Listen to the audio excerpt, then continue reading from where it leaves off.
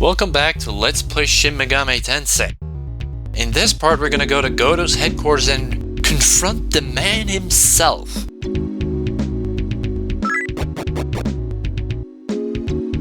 That will be interesting.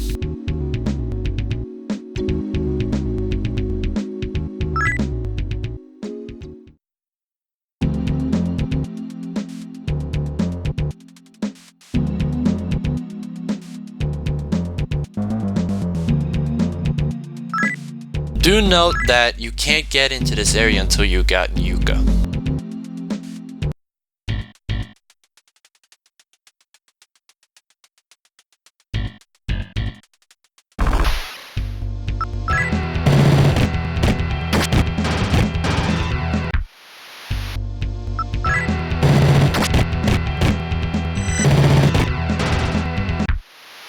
Yeah, this is me messing up the area a bit. I'm gonna get a bit lost at first.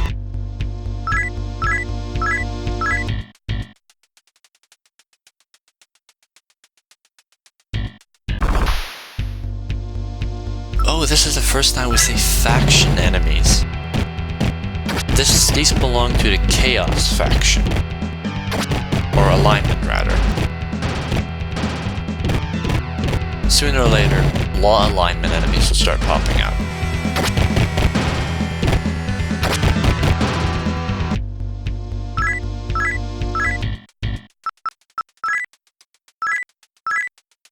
One of the best things that come with Yuka is the diorama spell, as due to this, with low cost, it can effectively heal you for nearly all the damage you've taken over the course of this.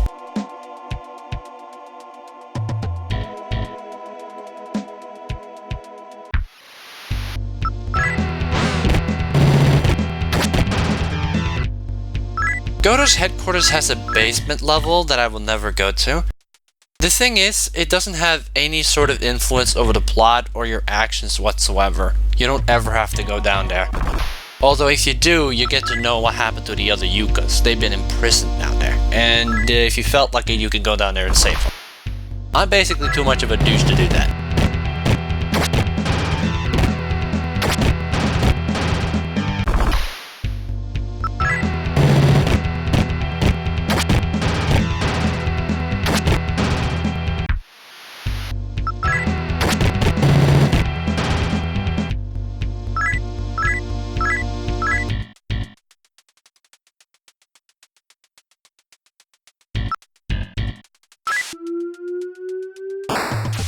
As you all know, this is a ROM hack of the original SNES. This is a translation of it.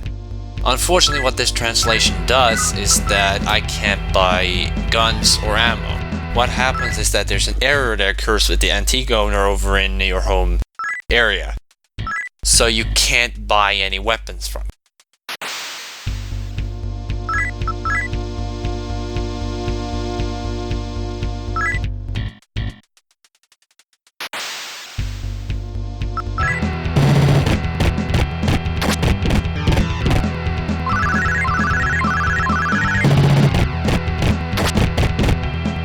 A large amount of powerful enemies will be around these two areas we're going to. Luckily, they're both very short and have a lot of goodies in them that make it worth it.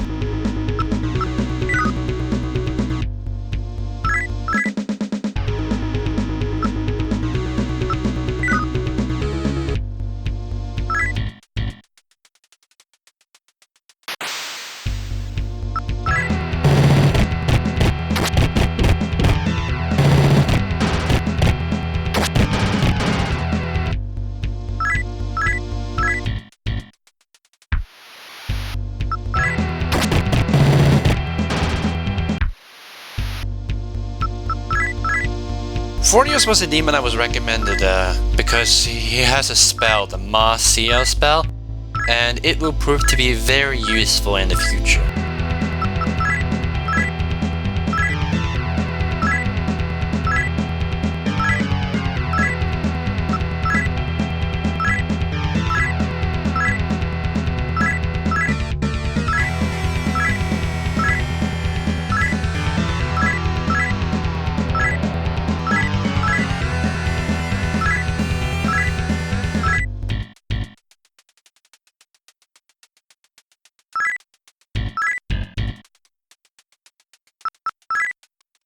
Unfortunately, I have to admit something regarding the save used on this. The previous save and the file you were seeing being used in the previous videos unfortunately got corrupted, so I had to use my other file, which my characters were higher level and I had more demons.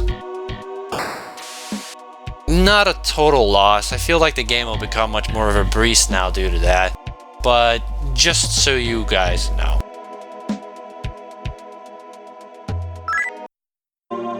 And now we're meeting the man himself, clad only in a fundoshi. Not how I expected an encounter with this man to go out.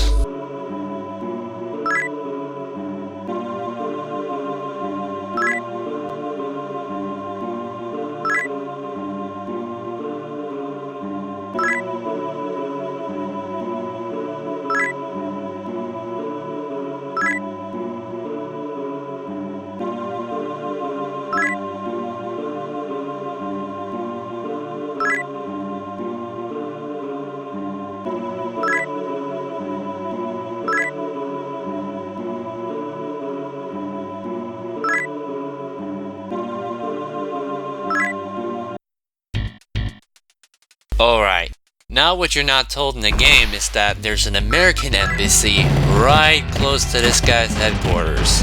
What you're supposed to do now is that you go there, get to the top of that building, and talk to the embassy leader named Thorman.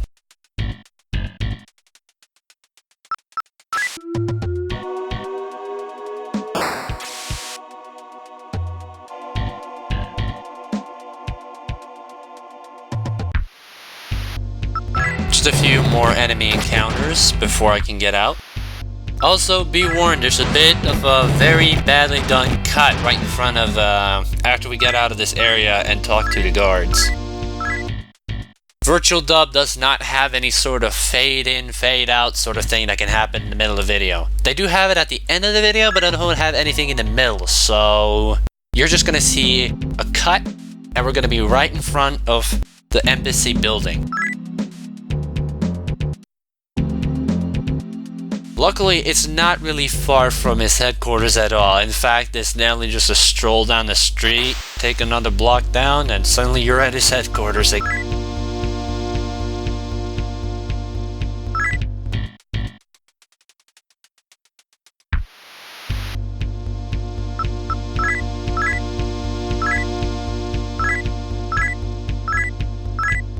This was rather stupid of me, as I tried to get another minion, but then forgot I kinda maxed the whole thing out.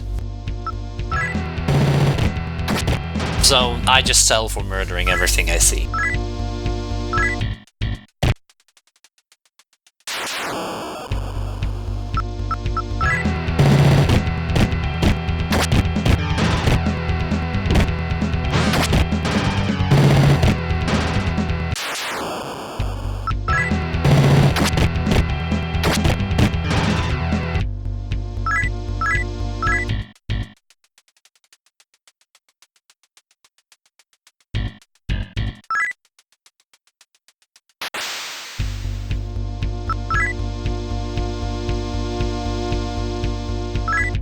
I don't think you see that very many of the American characters in this game, but whenever they talk, they use that kind of weird font where their text is supposed to show that they really can't really speak the language.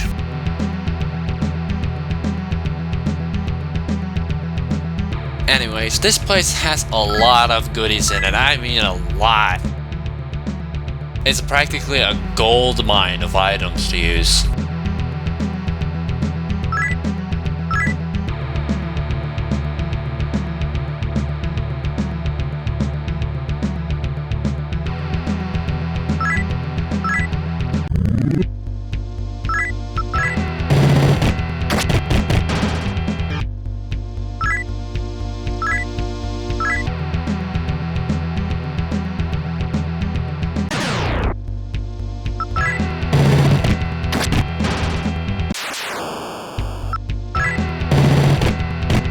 Although it was at this point I really started taking a dislike to this game's enemy encounter rate. It is ridiculously high, especially for an early game RPG. Or rather, I mean, an early SNES RPG. I know there are plenty out there where like you take a couple steps and suddenly you're in another encounter. I've had it several times where I run from an encounter, take one step, and suddenly I'm thrust into right another encounter. It's ridiculous and oftentimes results in you getting killed. Luckily, the later games get a lot more lenient regarding those.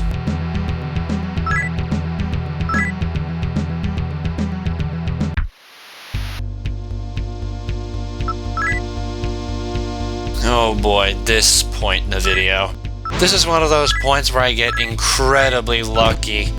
As you see here, I'm getting completely owned by these harpies, but I suddenly managed to pull out a win. Trust me, around this point of the video, I was practically thinking of just clicking F9 and just redoing the whole thing again, because I was sure I was gonna be dead.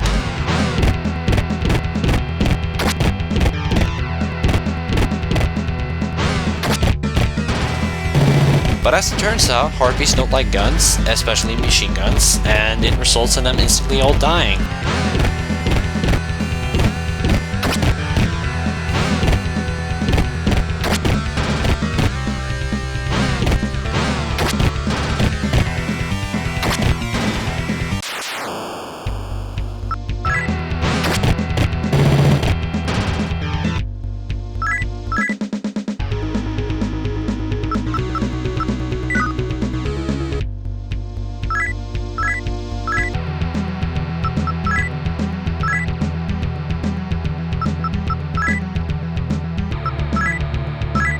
Also, as it turns out, using incenses causes characters' health and magic to refill instantly.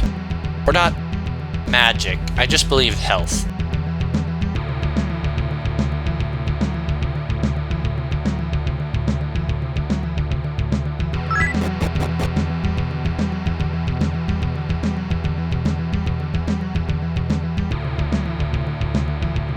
Now to go in and confront Thorman, who is much more formally dressed than the leader of the Japanese military.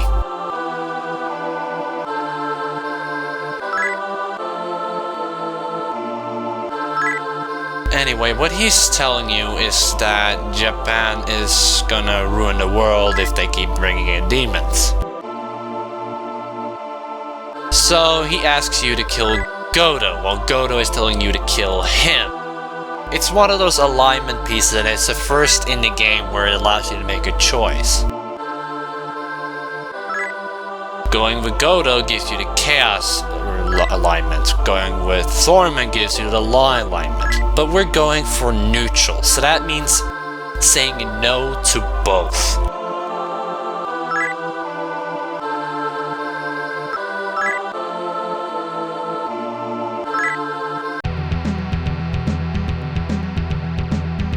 Anyway, all that is now is to get out of this building. What we're gonna do now is that we're gonna get out of this building, then I'm taking a session off to grind, get necessary equipment and the necessary demons to get ready for the boss fights up ahead.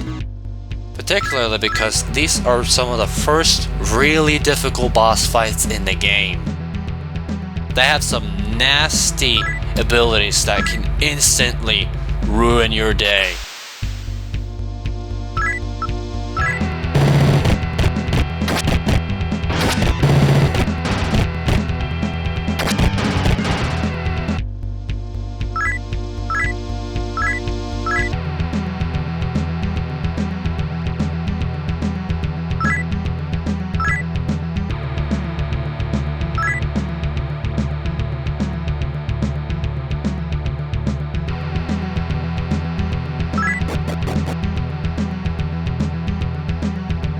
There's me, once again, mucking up around the buildings.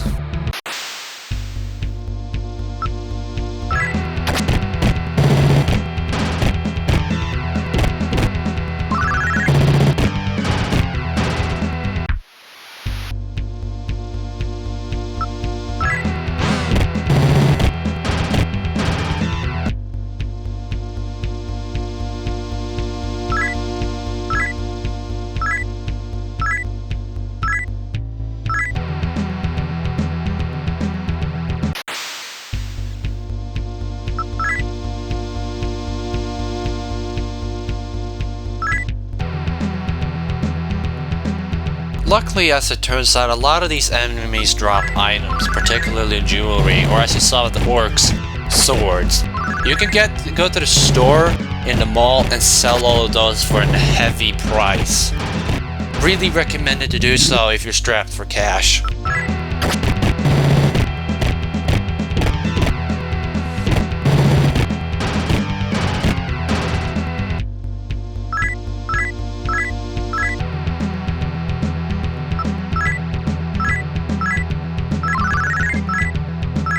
Reaffirming why Yuka is awesome, and why Q-Sith is horrible. This little bugger kept popping up everywhere. So annoying.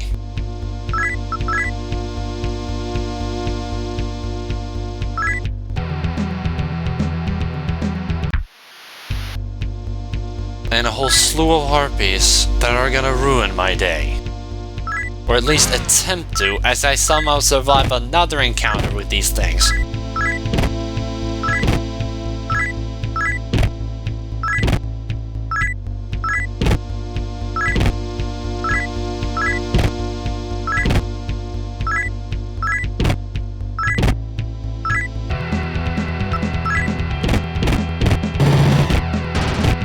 Thankfully, the machine gun makes short work of the harpies.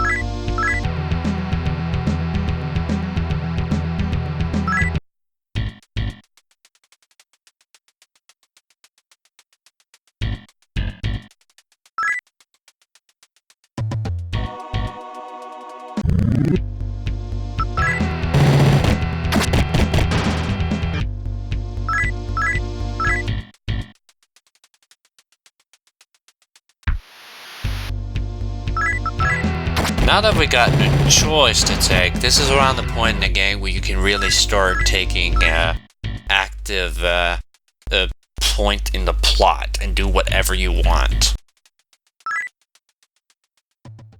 Anyways, this is the end of the video. I hope you had fun and enjoyed watching, and come back next time.